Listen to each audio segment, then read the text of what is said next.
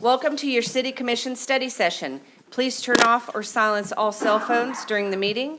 Meetings are televised every day on Channel 2 at 6 p.m. and midnight and available for viewing on YouTube. Study session. First up, discussion letter of support for Nez Perce Monument in Doherty Park. Let's start with Christy Lee, the CVB manager, and bring up Matt Nowak. Good evening, Mayor, Commissioners. Good evening. Good to be here. I would like to introduce Matt Nowak. He's the membership director for the Nez Perce National Historic Trail Foundation. And we've been working with this group for a couple of years now on that. So we've invited Matt here tonight to kind of give a background on it a little bit and then explain a few things to you in that in reference to a letter of support moving forward for the monument in Doherty Park. So Matt, take it away. I'm going to make an assumption that most people know at least something about the Indian Wars, and they were run by Fort Leavenworth. It was headquarters for the Army of the West during the entire Indian Wars period. And the last great Indian War, I guess you might say, was the Nez Perce War of 1877, which is 1 year after Custer in 1876. So it was the last big, really big war that was going. There's a lot of other things happening after that. But the Nez Perce were basically chased away from their area. Unfortunately, it looks an awful lot like what the Russians are doing with the Ukrainians. The Nez Perce were chased away from Oregon, Washington, Idaho. They tried to leave the area, and they kept on being pursued by the Army and by militia groups. They traveled nearly 1,300 miles. They finally made it within about 40 miles of Canada, and they agreed to fight no more forever, is the famous words from Joseph that was put in the Associated Press. If you go to the old Leavenworth Times, you can find really interesting stuff in the old Leavenworth Times from that time frame. At any rate, they ended up here. They were supposed to go back home. The idea was when they surrendered, they were supposed to go back home to Oregon, Washington, Idaho. Something happened along the way, and they were brought here to Fort Leavenworth instead. And the commander, I believe it was Sheridan, I've got a copy of his letter. He wrote to Congress, and he says, "I'm not a prisoner of war camp. I don't have the funds. I don't have anything in order to maintain these 400 plus people here, mostly women and children. If you don't send me the funds, if you don't do something, I'm immediately releasing them. They're gone." Congress did send some orders to move them, and they moved them from Fort Leavenworth to the train station, the old train station, just slightly north of the present train station. And then they were shipped down to Oklahoma. Eventually they returned back. About 7, 8 years later, they returned back to the homeland. What we want to do is to honor the Nez Perce for their time that they were here. The good news is that I'm pretty good friends with the Nez Perce, a lot of them. And the good news is that they really don't hold any grudges against the city of Leavenworth. That might sound kind of funny, but one of the issues, for instance, was food. How do you feed them when they're down there in the floodplain there, what's presently the airfield? And they didn't particularly care all the time for all the food that they were given, so they petitioned to have, I believe it was a butcher in the city of Leavenworth provided them with wild game. They provided them with food more similar to what they would normally eat. Also, when there were so many people that wanted to see, I mean, this is the Associated Press. This is all over the world. Everybody knew about Joseph, the Napoleon of the Indians. And everyone was coming here to see them. You can imagine 24 hours a day, they were there bothering, keeping them awake and stuff like that. And so they set up a curfew where they only allowed the people to visit the Nez Perce during certain hours on certain days.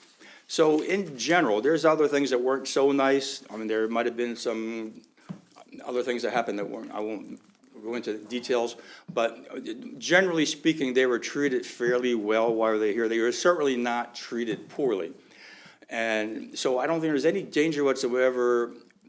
I'm trying to look at this thing in a totally practical way. I don't think there's any danger whatsoever of having a monument for the Nez Perce in the city of Leavenworth at Doherty Park, which is about 100 feet from the railroad line where they were on which they were transported. And when I've done some memorials up on Fort Leavenworth, I actually had 20, 30 Nez Perce drive all the way out from out there in Oregon and Washington and Idaho, and they came here for ceremonies that what we did up on the fort. The fort is very inaccessible right now. I mean, it's just not a place you expect visitors to go to. That's something that the city can take advantage of by having this memorial here. So what we're looking for, the National Park Service and the U.S. Forest Service have tentatively agreed to provide us with matching funds to build a monument.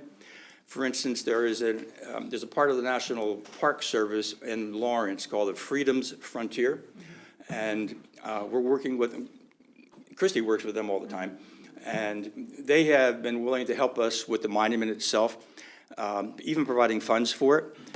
But you can imagine Matt Novak going to them and saying, I need funds. That's not going to work. Nobody at the federal level is going to deal that way. They have to have that letter of support from the city of Leavenworth showing that, yes, the city is amenable to allowing some of the parkland to be used for the placement of a monument. That's what we're requesting. That's basically sums it all up. That's why we're here tonight, is to sum up, is to request a letter of support so we can take that letter and then use it as a multiplier in order to go find funds in order to build a monument. Okay, I have a question, Matt.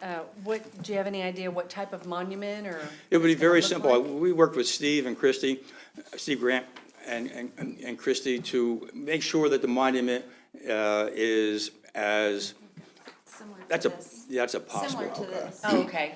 Working with Freedom's Frontier, they have built monuments where they have provided the funds for monuments, similar to that, but even simpler than that. Okay. The idea is to make sure that there's no maintenance. Now, we understand that there's possible maintenance that might have to be done occasionally. That would be cleaning up graffiti. And so we want to make sure that whatever monument we do is done in such a way that the graffiti can be easily cleaned. And we would hopefully work with the Lions Club or work with some volunteer group to clean off any graffiti whenever that happens. So the city has no money that they have to expend for flowing water fountains, for all the other things that a lot of times are associated with monuments. We also wanted to try to keep it as simple as possible so that it's the least likely thing to be graffitied or to be destroyed. In other words, we're not talking about a 9-foot bronze statue of Joseph. That'd be wonderful to have a Quan Wu statue here. It'd be worth several $100,000. That would be outstanding to have that here.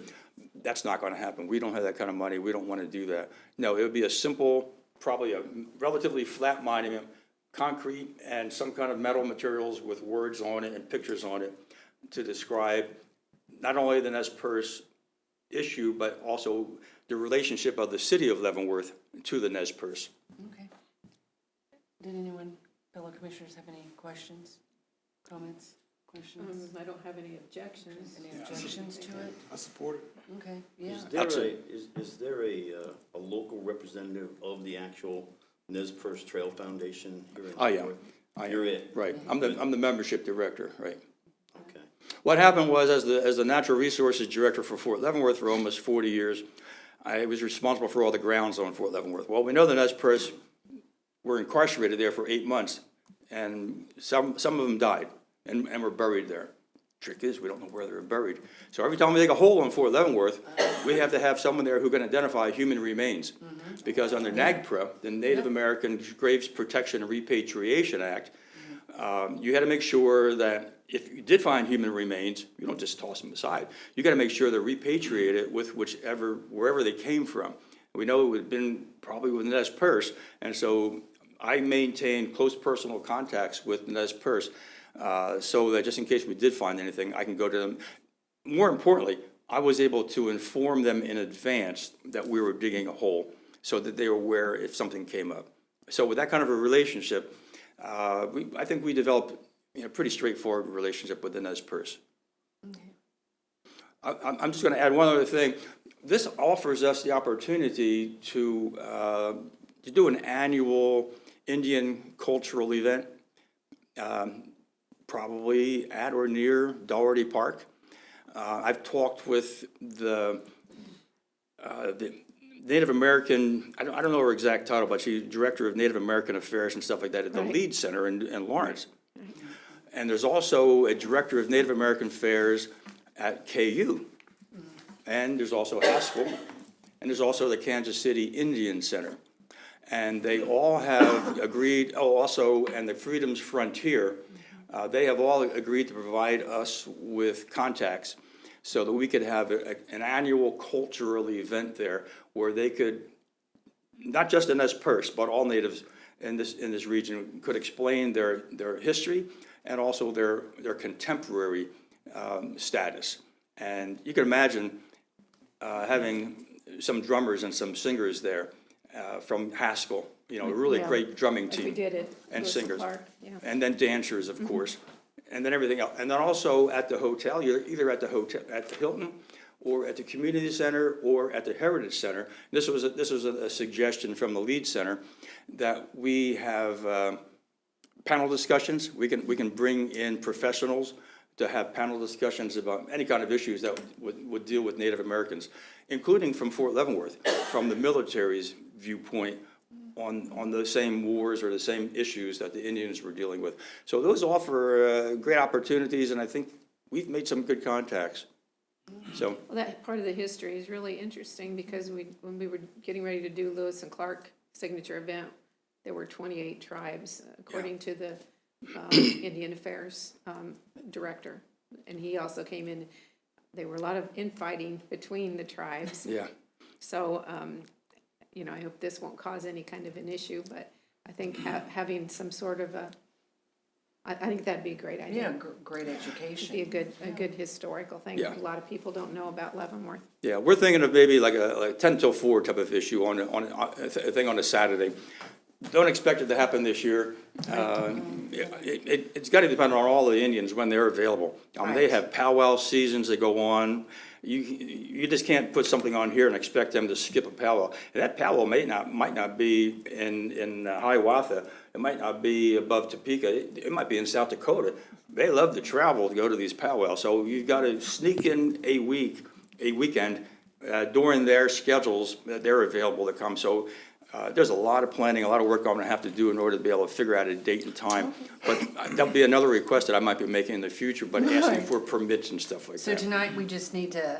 Just need a to letter of support. Yeah, so do the fellow commissioners, I'd be all right with that. okay? Are you okay with that? I am too. I support it. I support it, so. Okay. Well, thank you. Thank you very Madam, much. I thank you. appreciate your time. Thank you. Okay, thank you. Matt? Yeah, thank you There's a for all the meeting information. Pardon? There's Oh, a the meeting meeting tomorrow tomorrow night. I night. saw that, yeah. Thank you. Didn't say he was gonna go, he said. Wednesday, there's another meeting for me elsewhere in Kansas City. We're gonna go. Okay, next up, City Trails discussion. Madam Mayor and Commission, I'm going to turn this over to our Parks and Recreation Director and our Park Superintendent in just a second. This item is before you tonight because in last year's CIP process, the Commission made a decision to put some funding toward expanding the city's trail network. Part of the comp plan, the 2030 First City Future Forward. We talked about healthy living, we talked about creating more community feel. And one of the ways to do that was with trails. So I'm going to turn this over to Steve and Brian, who have put together some options for you to consider for this year's allocation for trails dollars. Thank you, Paul. Madam Mayor, Commissioners, good evening. Nice to be here with you to talk about some trails. There's $30,000 that's earmarked towards trail construction for this year in 2022. So with that, Brian and I have looked at some different options. We're gonna throw out 3 options, which we believe as a staff are good options. And then present those to you and get some feedback and discussion and any thoughts you may have about that, so. So the first place is out at Havens Park. We have existing paved trails as well as mountain biking and hiking trails at the site. It makes a lot of sense to add to these trails as we're putting in a restroom facility and some parking this year. What you see on the overhead there, the black lines that you see, that's the existing paved trail. It's about a 5-foot wide paved trail. There's roughly about 3/4 of a mile of that. What we would utilize the monies this year to do would to just be extend that, continue it. You'll see as it goes, it kind of dead ends as it heads towards that upper loop there. And the trail just literally comes to an end. There's old road beds that run through that park, which make a good trail base to start with. We feel we'll have a good bang for our buck because of that, as won't require quite as much groundwork or what they call grading or blazing of the trail. All these trails, when we put asphalt in, we do put a layer of crushed rock underneath them to give a base. But these old road beds already have some pretty strong base to them. So that's Havens. It makes a lot of sense. Can show some of the other Havens slides. Just that's where the arrow is at right there. That's where we would continue on, as in it would come around as Brian is showing, and then that heads up to the south, and that's Shawnee Street right there. So basically, we would utilize the dollars available this year to go as far as we could. And whether we make it all the way up to Shawnee Street, maybe not, that's to be determined based on the site and how far we're able to go. Fuel prices, with petroleum and asphalt and everything. That would be our plan as far as starting right there and continuing on the trail. Next thing. So on the left there, that's where the current asphalt ends. You can see it's antiquated. It's been there a while. It needs some work on some cracks, but it's still in pretty solid shape. It does need a seal coating, which a lot of our trails in that park do need, and we plan on trying to get, because that makes your trails last a lot longer. The picture on the right, that is taken from Shawnee Street. That's the top side. That's the gate where eventually it would come up and come out onto Shawnee Street up there off of the gravel road side at the top side of the park. That's what the existing trail, asphalt trail in Havens looks like. It's 5 foot wide asphalt. Like I said, there's about 3/4 of a mile. The center section through the middle of the park that you see here is relatively flat. It's about the only flat place in that park, but it runs through the center, like I said, on an old road bed, and then the asphalt fingers, so to speak, or trails coming up to that are rather steep slopes. So there is some usability. Some challenge on some slopes in some areas, but then also some usability areas like this where it is nice and flat through the center of that park. So that's Havens Park. Again, putting the restroom in this year. I think our goal out there is to increase usage at that park. The more users we get in a park, the less desirable uses we get of parks. That's just kind of the nature. So. The second area, this is 10th Avenue Park, adjacent to Warren Middle School. The black line there is the existing current loop or trail. The bottom part that runs along 5 Mile Creek is asphalt trail, just like what we showed at Havens. It's about 5 foot wide. And then we utilize sidewalk to form a loop. That's a little bit over a mile or so for that loop. What we propose and would like to do some point in the future is make a connection straight across where Brian is showing that hash line there, where it ties the parking in closer to that 5 Mile Creek Trail. It makes a shorter loop.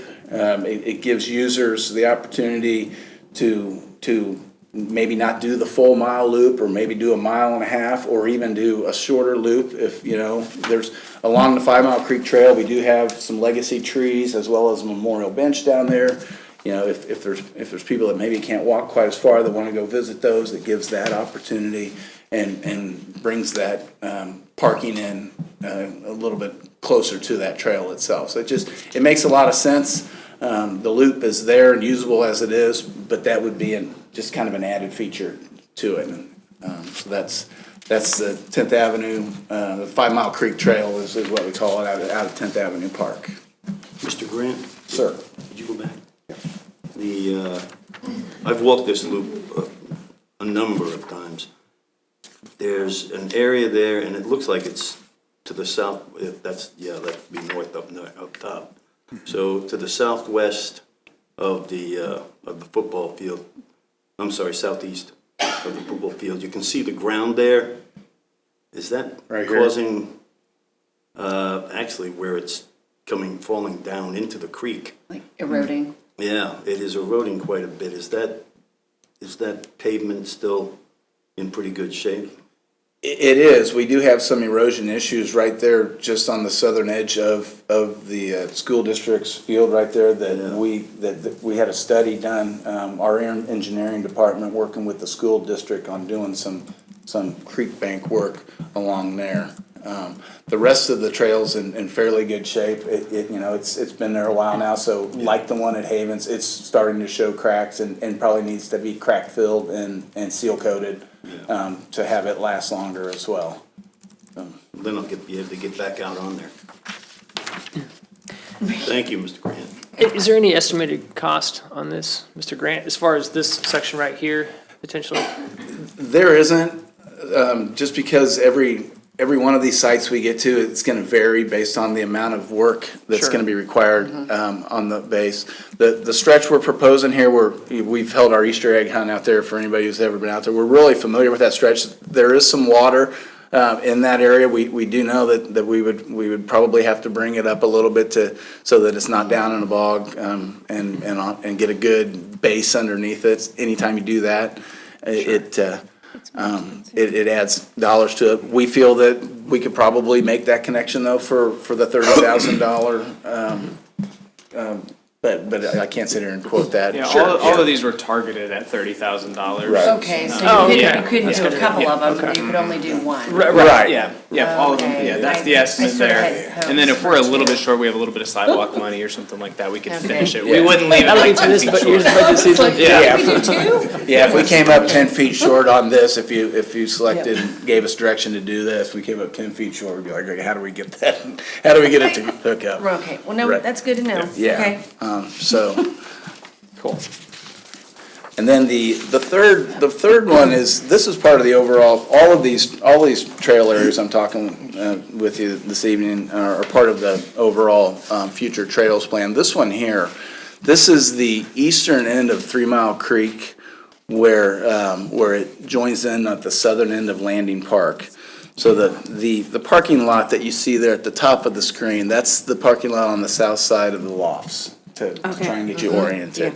So that's where 3 Mile Creek Trail comes down along the creek and then crosses and goes over into Landing Park. So the city owns the lot on the south side of that whole area there, and then there's an easement that heads off to the south that goes behind those businesses and butts up to the railroad easement.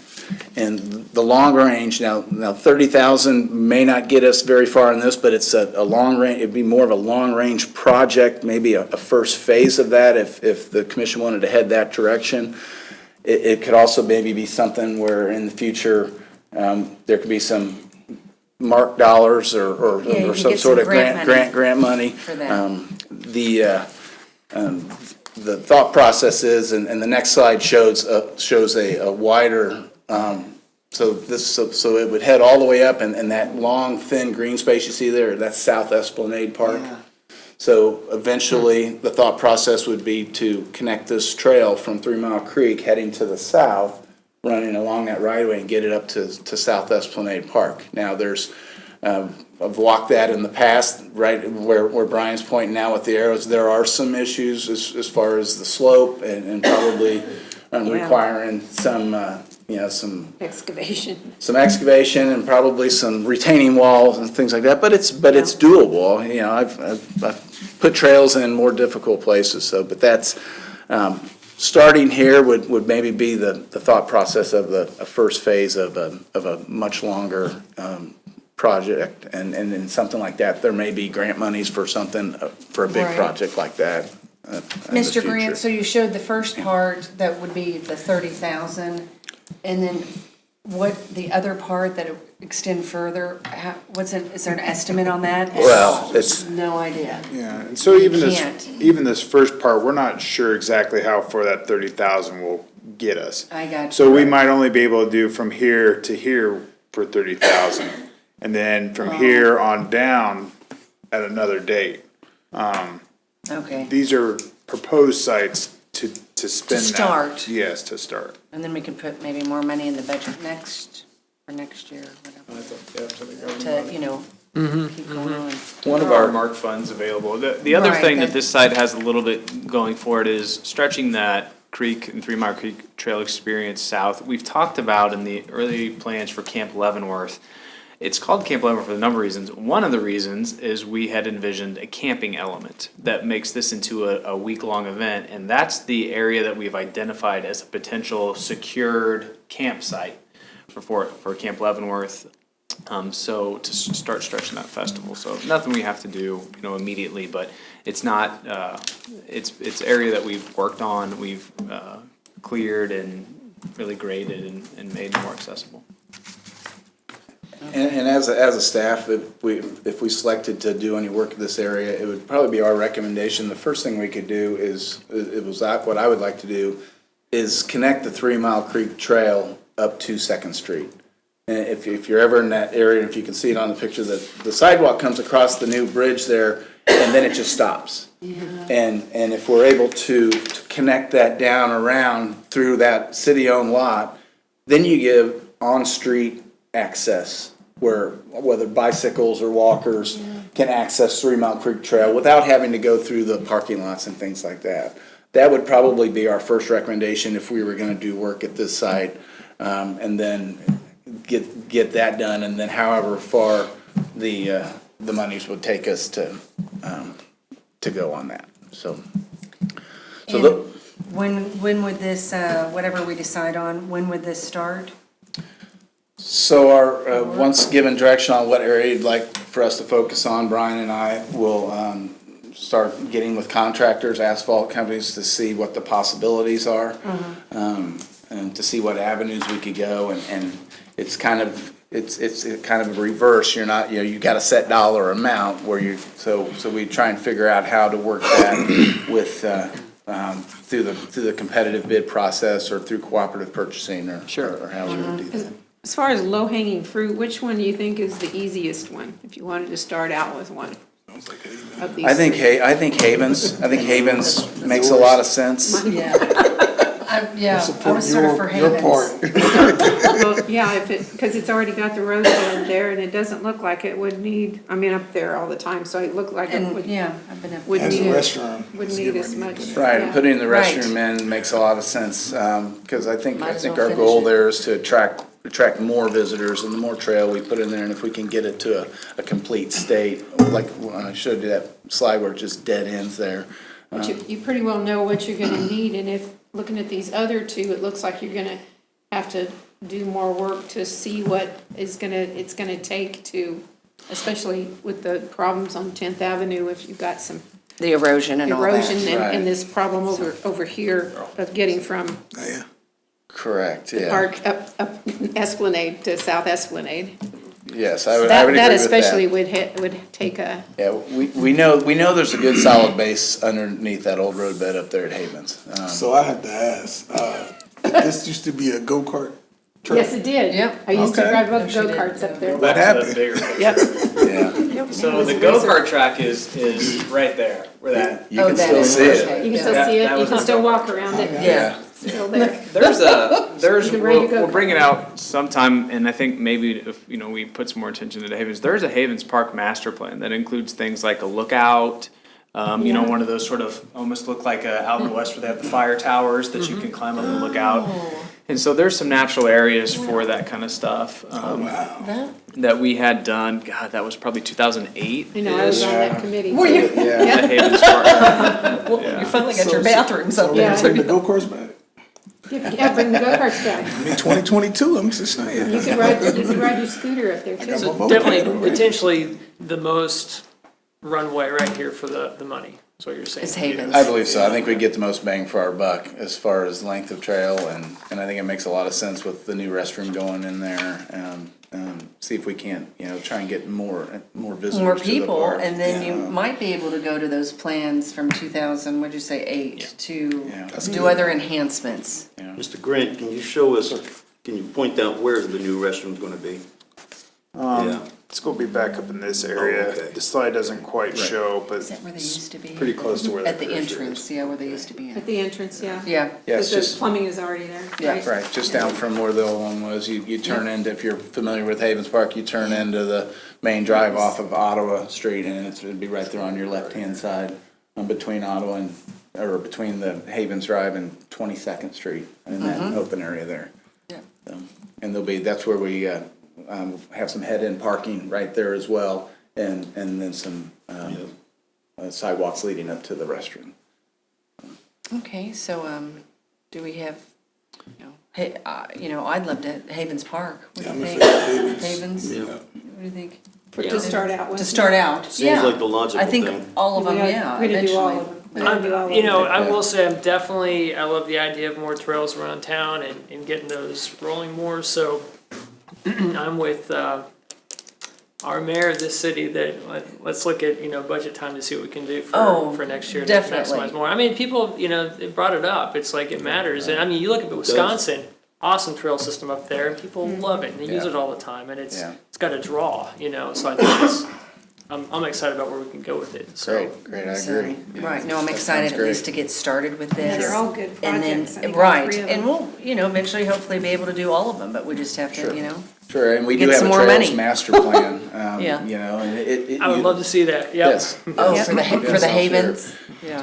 So, and it utilizes these corridors, it also utilizes on-street corridors, it utilizes, and part of the plan has the sharrows, where you share the road, it has all that, that we had affirmed do, so I'll be happy to share that. Yeah, With, I'd like to. So the yeah, master I'd like to plan see you're it. talking about is for the city, not just for Havens That's Park. correct. Yeah. Right. oh, We so- have both. Okay. Park plan and the In the citywide city, trail master. Yeah. okay. Yeah, we have a That's Trails awesome. Yeah, that Master was Plan for the Kind city of put as together with the well. bike club and some others, wasn't it, back when, way back when? Yeah, I believe Patty Banks was a firm that was hired for Oh, yeah. the trail master plan. And then Schwab Eaton was the one we worked with on the Havens master plan. A couple of different design firms that do master plans. We aimed high on the Havens Park I one know. for sure. We wanted As Paul indicated, it included lookouts. Amphitheater, I know. Amphitheater. There, it's So it was, Are you kidding it was me? pretty. I remember It was that. pretty I remember all-inclusive, that but, amphitheater, yeah. But it has some great ideas in it, and the start of all this, in my estimation and opinion, is getting that restroom out there. It's hard to really go much further without facilities at any site. So we're looking forward to that, getting the ball rolling on that. Now, do you have you know when the restroom should be in by, right? Well, we don't have any contract in place, Okay. yeah, because that'll come before you. But you're shooting for, This year. This year, oh yeah, for Yeah. sure, this Yeah. year, Yeah. and Okay. hopefully sometime this summer. and then this would be after that, or in along the same time? Well, I'm saying, however it plays out time-wise, yeah, Sure. they can absolutely happen at the same time. Good. Yeah. One last thought, and this has probably already been addressed before, as far as any type of signage, don't worry, Paul, I don't have sign, but anything to communicate, some of these that are, as they're becoming more and more developed around town, is there any thought on different signage to get more attention for folks, in those areas? I mean, I didn't know if there was or not. As far as for trails like on-site or? Yeah, just to direct folks like, hey, Havens Trail, right here, whatever, I mean, just, to get people's attention more. Yeah, we talked about putting, signs at the park itself that, once we can get our GIS out and get a mapping of the trails there. As far as, signage throughout the city, other places, we haven't Like really a discussed directional that. sign, if you had a directional sign down by the sports field. Down at the Like a corner of 20 20th. down Ottawa and there. 20 Ottawa, Yeah, Then say, you could say Yeah. Havens Park. Yeah, Is that directing what you're that. referring yeah, to, because something like that that, sure. 20th is Yeah. a busy street, so yeah. right, yeah, perfect. Sure, yeah, and that's a great point, Commissioner, because that is kind of, off the beaten path back there. People, So people are don't like, really oh, see there's a it. park back there. Right, so that's a good idea. Cool. All right. Thank you. Because it's Havens. So Havens, okay, we will get to work on that, thank you. Thank you. Thank you for your time and Thank you, and Mr. your Grant, direction. Mr. Bailey. Thanks, fellas. Thank you. Okay, next up, update on 600 Cherokee Street, request for proposal. I'm going to turn this over to Penny Holler, the Assistant City Manager.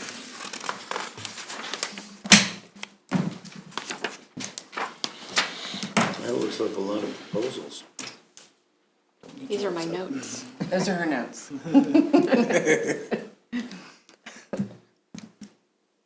Okay. Mayor, Commissioners, the purpose of this presentation is to provide you with an update on 600 Cherokee and the request for proposals. I find it helpful to just provide a brief bit of background on this topic, and I will do that in 3 simple pictures.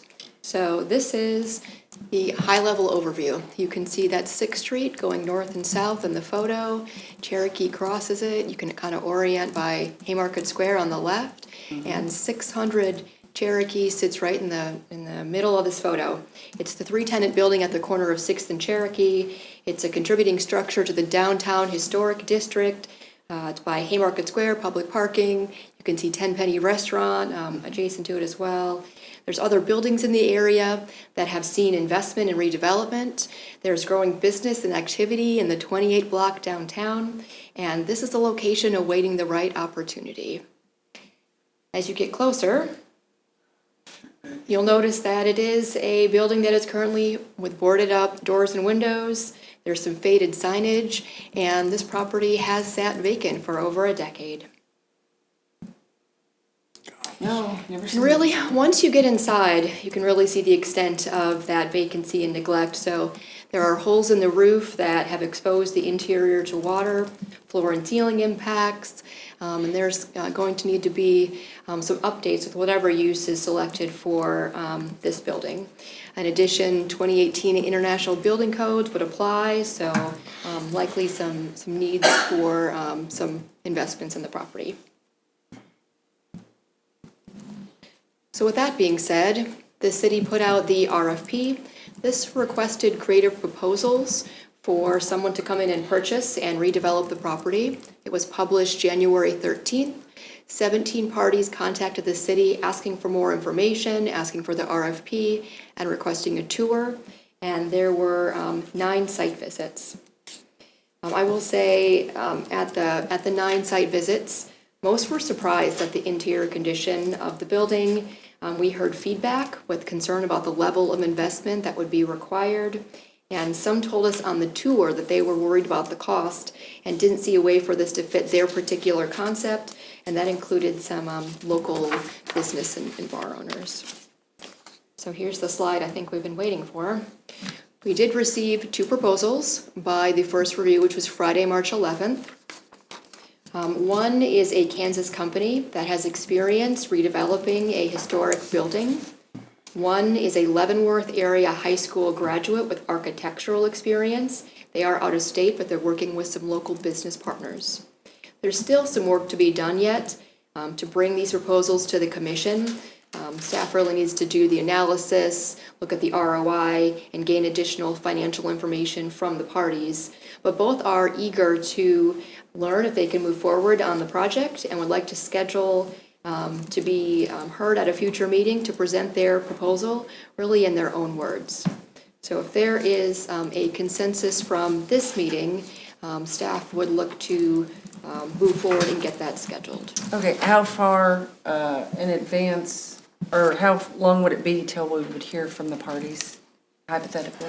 We are unfortunately in a weird scheduling situation because we have a regular meeting next week, then we have a 5th Tuesday, then we have the joint meeting with the county, and then a regular meeting, and then a study session. Typically, we do these at study sessions.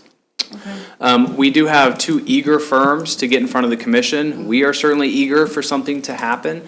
We have a relatively light meeting, the regular meeting after the joint meeting with the county. That would be the next meeting because we go 5th Tuesday, we go joint meeting, then we have a regular meeting. We could carve out an hour, 30 minutes each at that meeting, or we could push it to the following study session. The study session get us about another month.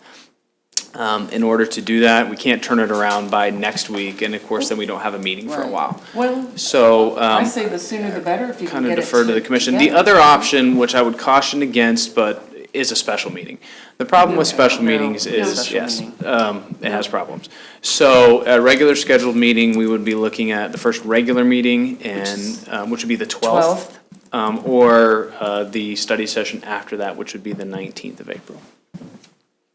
Fine. Yeah, either one, but I mean, if you can make it the 12th, that's Yeah, make great. it the But yeah, make it the 12th. Ms. Holler, the second party, could you give me the details on that one again? You said it was a local, It's a Leavenworth area high school graduate who's currently out of state, but has architectural experience and is working with some local business partners. And the little work we need to do is we want to make sure that when it's brought to you, that there's the financial information that you're going to ask for. And so we want to make sure that both presentations include the same information. They're going to have different proposals, different asks, different conditions, but that they include some of the same core pieces of information that you're going to ask for. Yes, good. And I'm sure it's probably too early, but they didn't give any hints of what type of business. Or maybe, Just curious. tell us at Or this you time. can't tell us, I understand. but- Yeah, I'd like them to do the presentation. Right. Okay, I got Yeah. you. I Yeah, got you, so, Just yep, I got you. let them present to you all, just so. have to wait. I know I had high hopes. I got you. Okay. yeah, that sounds Oh, good. yeah, Yeah, April that's 12th. fine. Is Yeah. that what you said? We'll offer both of Yeah, them, those that's two great. dates, maybe one and one, depending on their availability, Yeah. but try to get them both Yeah, the same maybe. night. Yeah, if Same- they can't do it the same night, then we can Yeah, do- and they're impressive proposals, I think we it'll could be, do one it'll be impressive. different nights. Okay.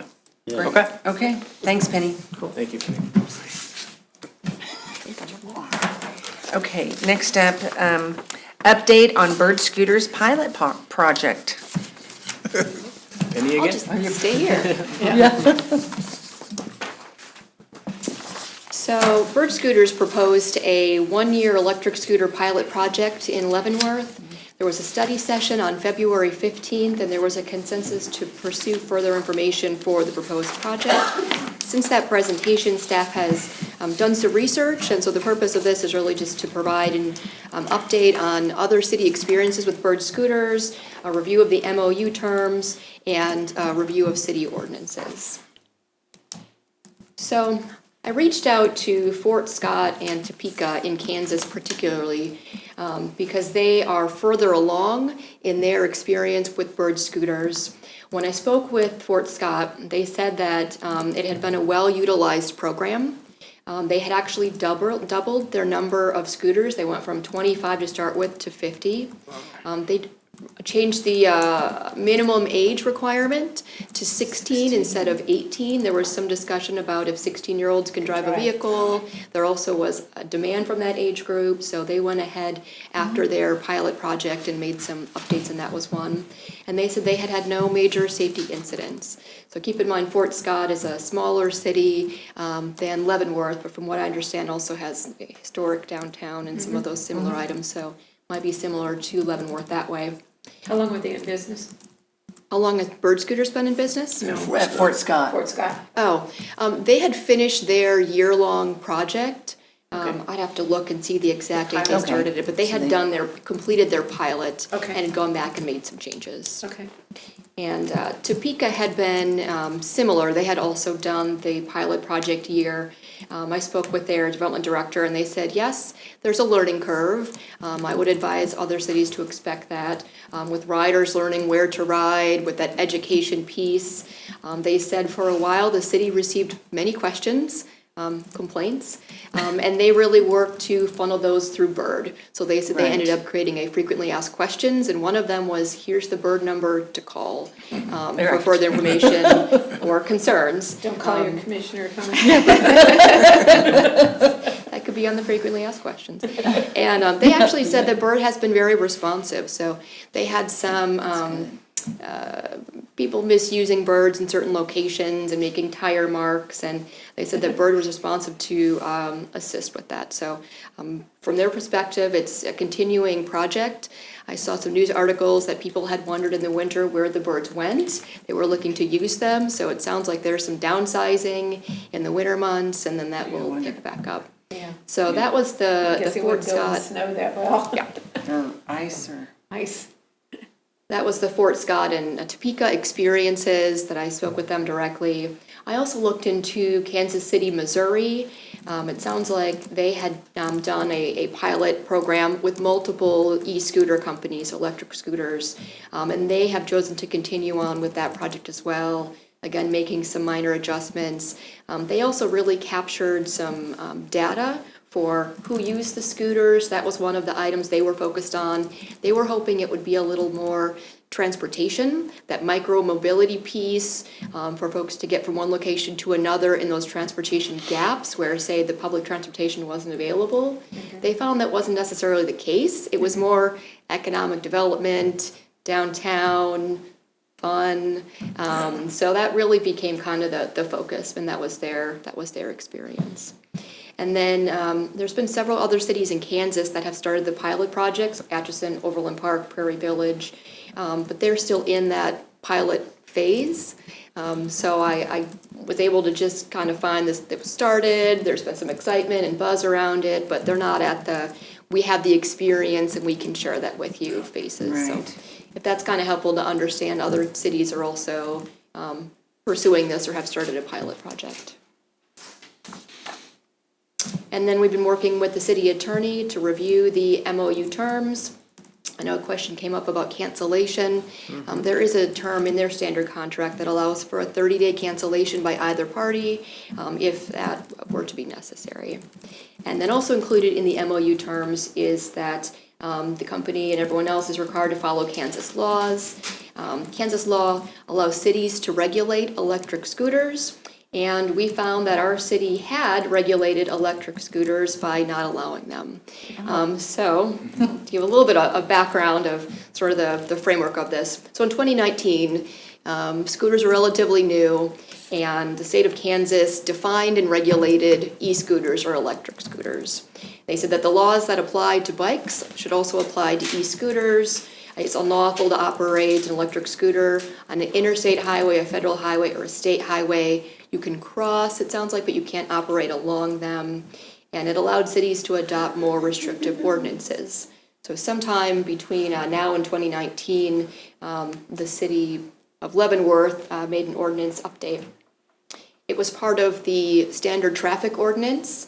Leavenworth has 2 amendments to that, and one was the operation of bicycles, motorized bicycles, and play vehicles that said it's unlawful to operate an electric assisted scooter upon a street, highway, public parking lot, or public parks area. Yeah, I think that was created because of the golf cart issue. Well, it was created by the electric scooters that, the handicap accessible type thing. We had a lot in the middle of the streets, and we were concerned about safety. So at that point, bird scooters weren't on the mind. We were really thinking that, but how we defined it and entitled it would eliminate bird scooters. The language that we used was electric assisted scooter, which is the same exact language in the state statute that defined and regulated it. So in essence, that's how we're It makes interpreting sense, it it now. would be more like a bike, you know, than anything else. So if the commission were to want to continue with the pilot project, we would need to update that portion of the standard traffic ordinance. Normally, we review the standard traffic ordinance, I understand, every fall. So this would be a little out of sync with that, but the amendment as proposed would allow electric scooters in the street and would restrict scooters from blocking the sidewalk. Those are the highlights. You would see the full proposal. E-scooters are defined, and there's some other items in there specifically about for a shared use company to operate in the city, they'd need to have an agreement with the city. So that also allows then Bird to come in and work with us. And I'm sorry, Ms. Holler, were we thinking as far as the area in the city that these would be confined to initially? Yep. So right now, I don't remember. yeah, that's fine. I mean, right now, that's certainly, you know, up to the commission review. Bird Scooters hasn't proposed any specific restrictions on where they could be utilized in the city. Obviously, as we just looked at, it wouldn't be allowed on any highways. So that would already kind of preclude some areas. You'd almost want just downtown, maybe. Well, or yeah, I even mean, that's some of the further. kickback I got was like, well, where in the world he's gonna be at, Because first of all, if everybody loves him, great. I'll say that's great that Bird Scooters wants to field all the concerns. I wanna know about all the concerns so that, we can hit those a little bit differently. But that was just kind of the big thing that came up, like, shoot, who are we gonna hit?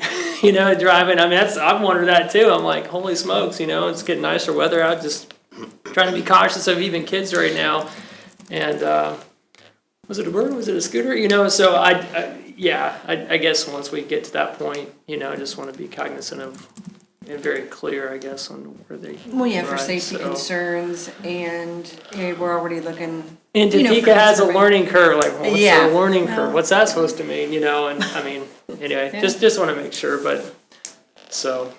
I've heard concerns about them being left all over the place and laying across the sidewalk instead of stood up and things like that, and kind of adding to a trashy look. Well, I think that's when the. Well, they will have a worker- local, they will have Yeah. a local Yeah, local or you employee. have a person. local manager or something. And every Yeah. time they're out, they're not making money, so, Yeah. I think it's their job.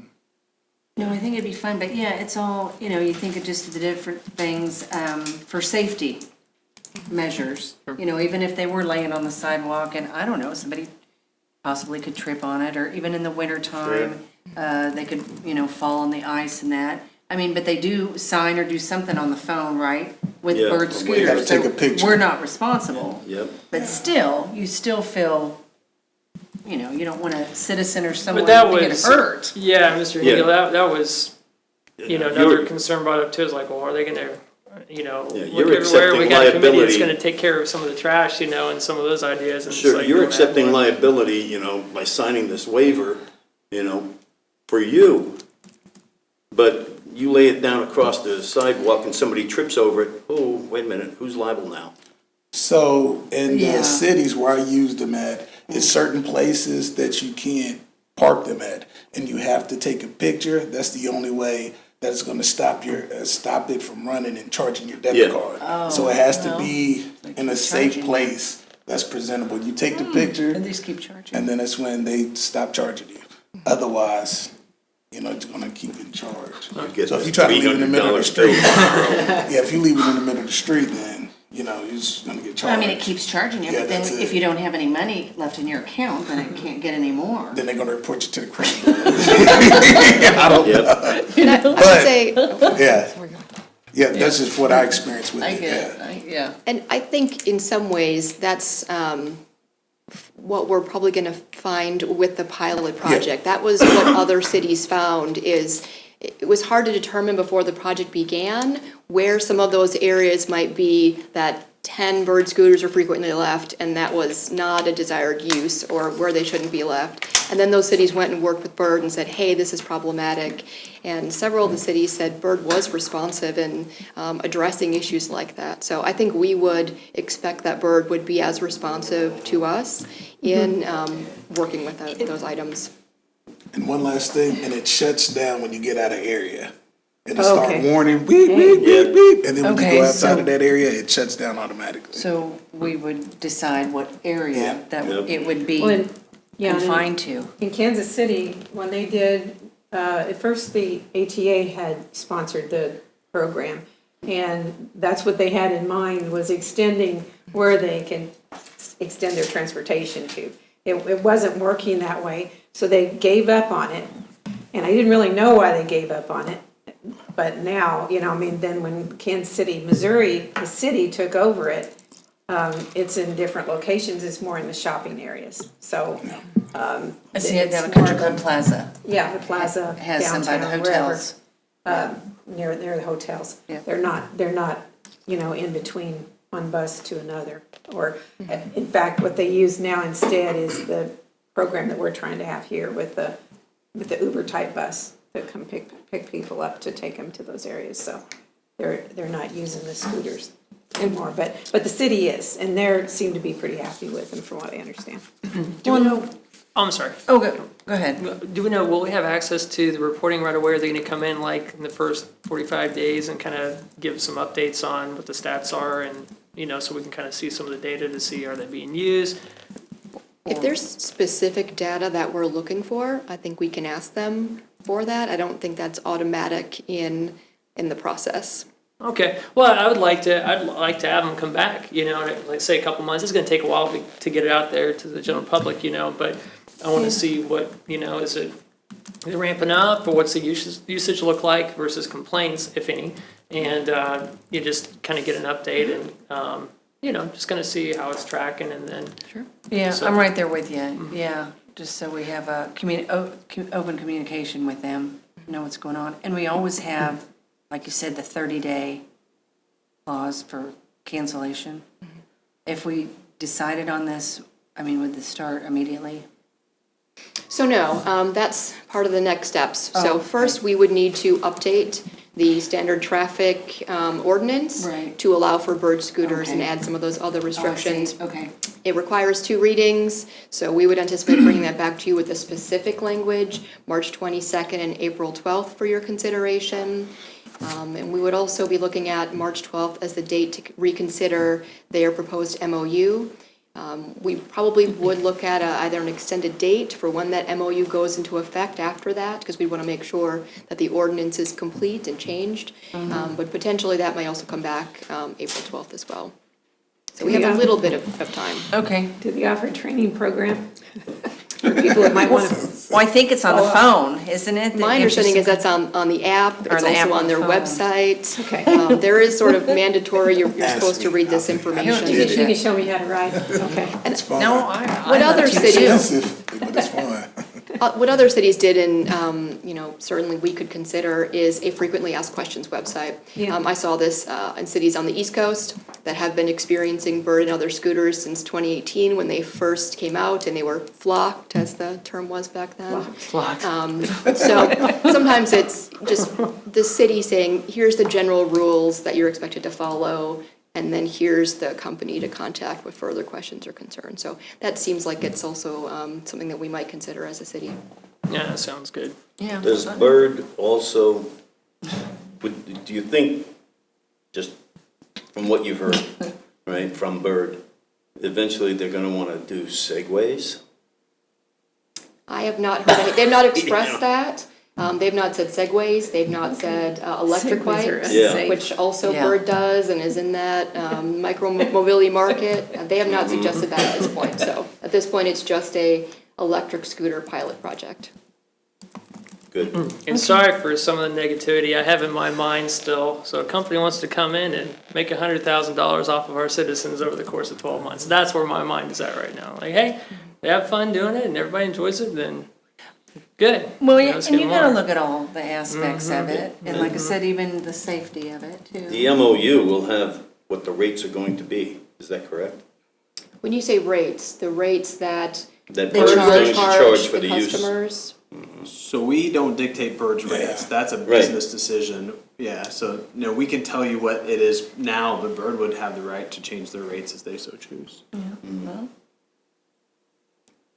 They love the price of gas going up.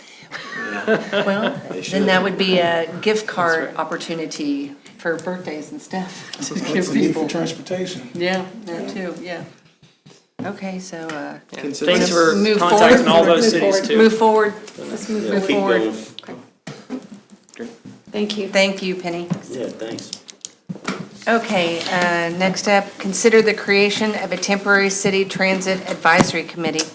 Madam Mayor and Commission, staying on the theme of transit, I'm going to read this brief background because this has been going on for a while.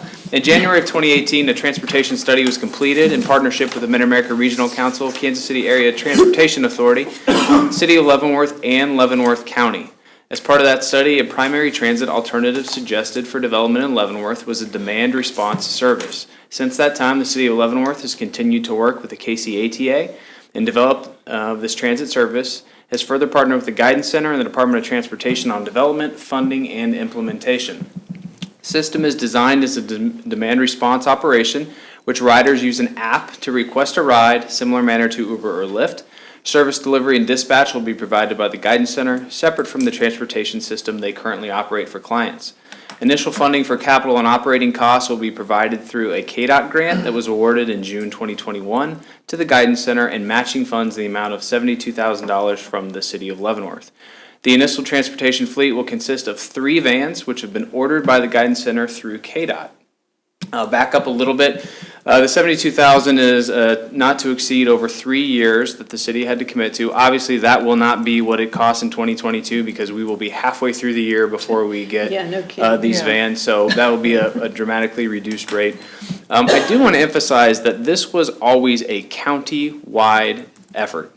The study was county-wide. The study had all the cities involved, had the county involved. When the presentation was done, when we finished it, they did suggest that a pilot program start in the city of Leavenworth. The demand was higher here, but it was then and still is designed to be ultimately a county-wide transportation program, as there is no viable public transportation throughout Leavenworth County. So moving on to today, in preparation for the start of the program, which we believe is imminent. I think there have been some other transportation agencies who have started to receive these type of buses. So we don't have a delivery date, but we expect it to be soon. And under the direction and advice of KCATA, the item before the commission is to consider the creation of an advisory committee to report on, update, and make recommendations to the city commission on all items relating to the program. Some of the ones that I included, but certainly not limited to, are use, performance, personnel, budget, routes, issues that come up. We've not done this before. So as issues come up, rather than individual issues coming from the city, we would create a seven body panel who would be in charge, just like a Parks Advisory Committee or a Community Development Advisory Board, who would collect these issues, reports, data, and present to the commission to make advisory type comments and recommendations. So if the item to move forward, staff would work with the commission, KCATA, and KDOT and all the relevant parties on the appropriate size and representation of the committee. And then we would come back to you.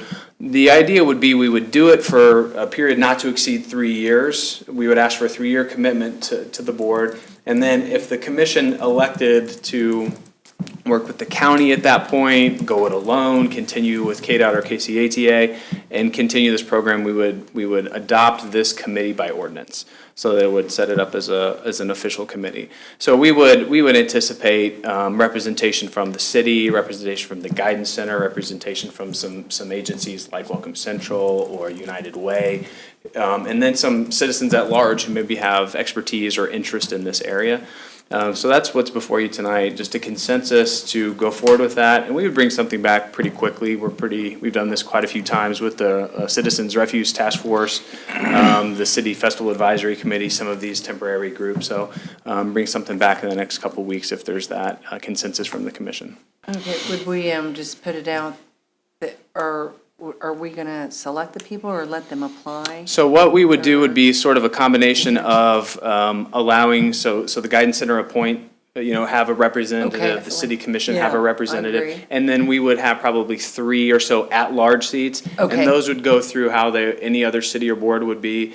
It would be ultimately the mayor with consent from the city commission. Okay, We would put it, have them fill out an application just like you would for any other city board or activity. Sure. okay. So Consensus now, for that? yeah, I'm all for it. Yep. Ed? Yep. Yeah, Yeah, okay. Yes. Okay, there we go. All right. Sorry, I don't know, no, there were questions that I had, but Oh, Look like you- no, they don't apply to just setting up the advisory. Okay, they'll come later, Yeah. I'm sure. Okay, that's great. Okay, so let's go around. Mr. Kramer, did you have anything? I do. I have a couple quick things. I just want to remind the commission, those watching on TV tonight, anybody who's going to read the Leavenworth Times, is that the joint meeting with the Board of County Commissioners, again, is April 5th, which is a normal city commission study session night at 6 p.m., normal city commission study session time at the Riverfront Community Okay. Center. So So we show up we're for it. excited about that, to Yeah. meet with the county. April We 5th, invite April 5th at 6 o'clock. at the Riverfront Community Center. There'll be plenty of seats for the public. We invite them to attend for an open discussion on a number of items. The only other thing I did want to bring up is, I briefed the commission, but then on Monday, the VA submitted their formal recommendations and published what's called an Asset and Infrastructure Review Commission. And so what the VA did as part of the 2018 Mission Act was review their facilities, operations, and offerings nationwide. The goal was to optimize veteran care through a combination of VA services and then also services in the community. I think it was a large efficiency study, which, is good to do. But what I'm really concerned about, or what catches my attention, is ramifications for our VA. So I did want to quickly summarize that the highlights of the Leavenworth proposals from this nationwide VA, which will now go to the VA and go to Congress for review, is that the VA would convert the Leavenworth VA Emergency Department to an urgent care facility. So that's the first big issue. The second one is they want to divest away from clinical services and historic, AKA costly to maintain, facilities and offices into, part 3, the construction of a new outpatient facility that would include primary care, outpatient specialty care, and other critical care support services. So I think my biggest concern is the divestiture away from historic buildings, part 1, but then not getting the funding to build the new facility. So that would be a reduction of services, a reduction of employees who work in Leavenworth. The VA is a huge draw for military retirees, not only to our city, but to our county and really the region. And so I think our job needs to be to advocate, if they go this direction, to get the construction of the new outpatient facility to ensure that we maintain the employee count and most of the services currently offered by the VA. Do you know how many employees? I asked that question, if they had done it, and I was told that they had not done an FTE analysis fully, but they were expecting less than 10 positions to be impacted. Okay. Less than if 10. all of it Okay. went into effect. Okay. Including the construction of the new many they have outpatient now? facility. How many VA I don't know what their FTE is. I can get that for you, though. Yeah. And then I also asked if they move out of a complete building, would those be turned over to the Pioneer Group for enhanced use lease like they have now, which brought the Consolidated Patient Account Center and the Pioneer Ridge Lofts, and they would consider that. So those buildings may go to you. So anytime, you may have seen right after this came out, there was a lot of congressional kickback from some districts about, closing these outpatient clinics. It looks like for Leavenworth, if we can get this new facility to house these services and there's not a complete reduction of these services, that we would fare pretty well. But I think that's pretty important that we stay on that with our federal legislative elected officials. Do we get property taxes off of the ones run by the Pioneer Group, or is the property still under the federal government? So the only thing we get from the VA is the Pioneer Group pays us for police and fire support. Okay. Okay. We don't get taxes off. No, they're still on tax still on exempt tax. property, but in order to receive those emergency services, they do pay us. Okay, got it. Just the Pioneer, the VA doesn't. We still provide fire service yeah. to the entire VA thing The for housing and stuff up there. for nothing. Okay, all right. Okay, Commissioner, anything? Happy St. Patrick's Day to everybody coming up. Yep. I hope everybody's going to be showing up there at the St. Patrick's Day Parade, starting at noon on 6th and Cherokee. Thank you. Good. Yep. I was gonna say, that's good. Okay. Well, to the citizens, let's continue to love each other, serve each other, and pray for each other. God bless you all. Oh, thank you. And pray for the people of Ukraine. Yes. Yes, oh, definitely. That's mine, yep, absolutely. Cheers to- Yeah. No more prayers for him. Okay, I'm right there with you. I just want to give a shout out to Colonel Messenheimer and his staff for inviting me and then Paul Kramer and then Penny Holler up Friday for just an information luncheon. Yeah, really enjoyed it. So thank you very much for your time. So that's all I have. So God bless. Have a great rest of the week. And show up at the St. Patrick's Day Parade. They said rain's not gonna happen till after 3, so we're gonna go for it. So, adjourned.